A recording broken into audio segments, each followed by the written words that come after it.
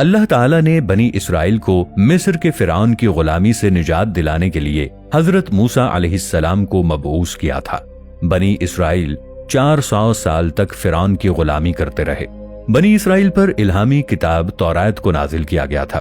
حضرت موسیٰ علیہ السلام بنی اسرائیل کو فرعون کی غلامی سے نجات دلانے کے لیے اس قوم کو مصر سے نکال کر کوہ سینا کی طرف لے گئے۔ قرآن مجید میں اس کی جامع تفصیل موجود ہے۔ اس مقام پر بنی اسرائیل کو اللہ تعالیٰ نے کھانے کے لیے آسمان سے من و سلوہ عطا کیا۔ اللہ تعالیٰ نے اس قوم کو گرمی اور دھوپ سے بچانے کے لیے ان کے سروں پر ایک خاص قسم کا سایہ کیے رکھا۔ اس قوم کے لیے پہاڑوں سے چشمے جاری کیے گئے۔ یہ زمانہ حضرت عیسیٰ علیہ السلام کی پیدائش سے 1500 سال قبل کا تھا۔ اس زمانے میں فلسطین میں مشرک آباد تھے۔ حضرت سموئیل علیہ السلام، جنہوں نے سب سے پہلے فلسطین پر حکومت کی تھی اور اللہ تعالیٰ کے برگزیدہ پیغمبر تھے، جب وہ بادشاہی کے قابل نہ رہے تو انہوں نے اللہ کے حکم سے طالوت کو فلسطین کا دوسرا بادشاہ مقرر کر دیا۔ انہوں نے 1004 از قبل مسیح سے 1020 از قبل مسیح تک فلسطین پر بادشاہت کی اور فلسطینی فوج سے زبردست مارکہ آرائی ہوئی۔ اس وقت بنی اسرائیل کے پاس نہ زیادہ مال و زر تھا اور نہ ہی کوئی فوجی قوت تھی۔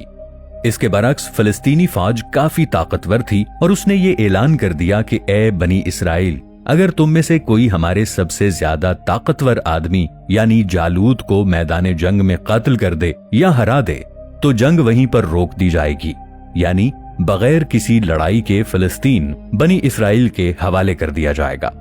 طالوت علیہ السلام نے سرعام یہ اعلان کیا کہ جو شخص ایسا کر دکھائے گا، میں اپنی بیٹی کی شادی اس شخص سے کر کے اسے بنی اسرائیل کا بادشاہ منتخب کروں گا۔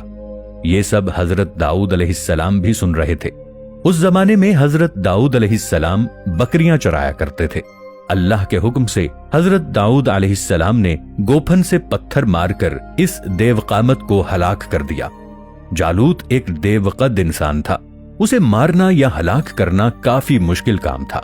مورخ طبری کے نزدیک وہ عاد و سمود کی قوم سے تعلق رکھتا تھا اور اس نے اسرائیلیوں کو بہت پریشان کر رکھا تھا، حتیٰ کہ تبرکات اور تابوت سکینہ بھی بنی اسرائیل سے چھین کر لے گیا۔ وعدے کے مطابق فلسطین بنی اسرائیل کے حوالے کر دیا جاتا ہے اور اس طرح تابوت سکینہ بھی واپس آ گیا۔ اس تابوت میں حضرت موسیٰ علیہ السلام اور حضرت ہارون علیہ السلام کے تبرکات موجود تھے۔ حضرت طالوت علیہ السلام کی وفات کے بعد حضرت داؤد علیہ السلام اس ملک کے بادشاہ مقرر کر دیے گئے۔ بنی اسرائیل میں الہامی کتاب تورات ہی پڑھی جاتی تھی۔ حضرت داؤد علیہ السلام نے پہلی مرتبہ بنی اسرائیل کے لیے ایک عبادت گاہ کا اہتمام کیا۔ اس عبادت گاہ سے پہلے یہودیوں میں عبادت کے لیے کوئی خاص جگہ مقرر نہیں تھی۔ تابوت سکینہ کو بھی اسی جگہ پر لا کر رکھا گیا۔ ہیکل سلیمانی حضرت داؤد علیہ السلام کے دور میں پایہ تکمیل تک نہیں پہنچ سکا۔ حضرت داؤد علیہ السلام کے بیٹے اور حضرت سلیمان علیہ السلام نے ہیکل سلیمانی کی تکمیل کا کام کیا۔ حضرت سلیمان علیہ السلام کے دور میں تعمیر مکمل ہونے کی وجہ سے اس کو ہیکل سلیمانی بھی کہا جاتا ہے۔ تابوت سکینہ اس عمارت میں اہل بابل کے حملے تک محفوظ رہا۔ بعض تاریخ دانوں کا کہنا ہے کہ اہل بابل اسے اپنے ساتھ لے گئے، جبکہ ایک رائے یہ بھی ہے کہ اسے آسمانوں پر اٹھا لیا گیا۔ اس واقعے کے بعد بنی اسرائیل نے ہیکل سلیمانی کو دوبارہ تعمیر کیا۔ بعد میں رومیوں نے حملہ کیا اور اسے ایک بار پھر نشانہ بنایا۔ انہوں نے اس کی جگہ ایک کلیسا کی تعمیر کی۔ جب حضرت عمر رضی اللہ تعالی عنہ نے اس سرزمین کو فتح کیا تو رومیوں کے کلیسا سے کچھ فاصلے پر دعا فرمائی، جہاں پر مسجد اقصی کی تعمیر کی گئی۔ دوستو، بنی اسرائیل کے پاس کتاب بھی تھی اور عبادت کا تصور بھی موجود تھا، اس لیے حضرت داؤد علیہ السلام کی زندگی میں ان پر الہامی کتاب زبور نازل ہوئی۔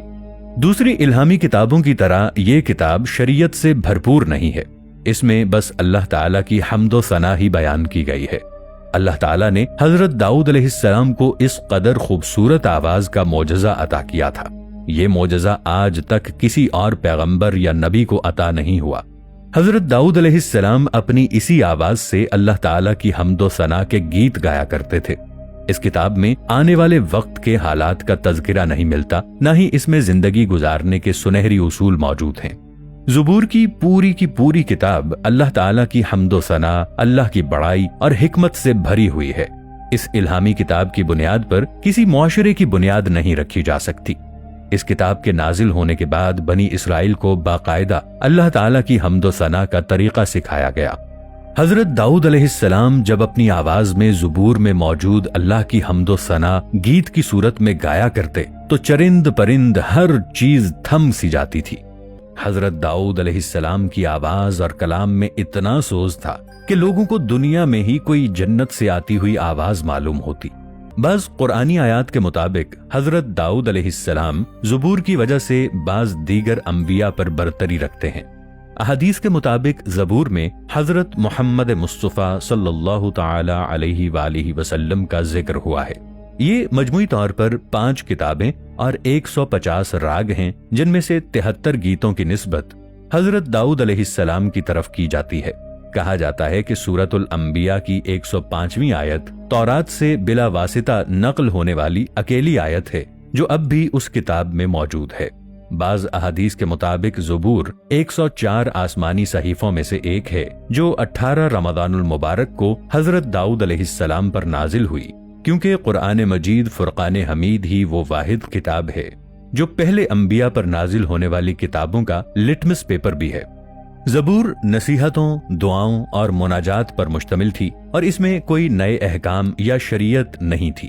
ایک حدیث نبوی صلی اللہ علیہ وآلہ وسلم کے مطابق پیغمبر اسلام صلی اللہ علیہ وآلہ وسلم کا نام زبور میں ماحی یعنی زمین سے بت پرستی کو ختم کرنے والے سے ذکر ہوا ہے۔ بعض روایات میں حضرت علی رضی اللہ تعالی عنہ کا بھی ذکر ہونے کا تذکرہ ہوا ہے۔